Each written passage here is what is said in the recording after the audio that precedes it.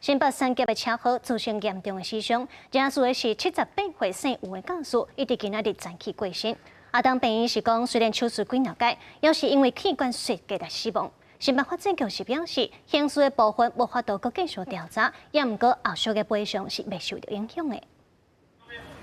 三级车祸，姓余驾驶冲动造成3人死亡，真侪人受伤。78岁伊治疗输了后昏迷，送医治疗到即马10外天，无法度做笔录。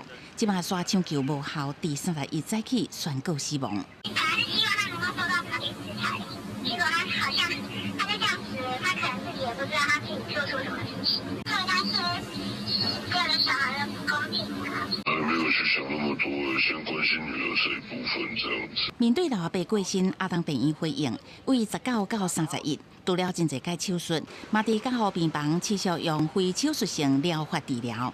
不过也是因为真侪器官衰竭死亡，也互伤者家属真意外。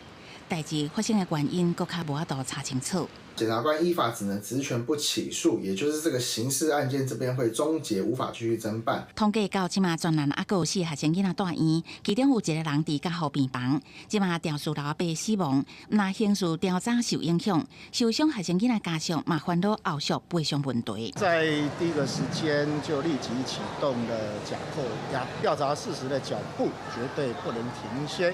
我们要给 所有的受害者一个公道，不管他有没有放弃继承，原则上都会以加害人的那个财产为赔偿的基础。新北法制局表示，进前已经有请犯罪被害人保护协会协助家属申请假扣押，准公驾驶死亡也会当向继承人请求民事赔偿，相关求偿未受影响。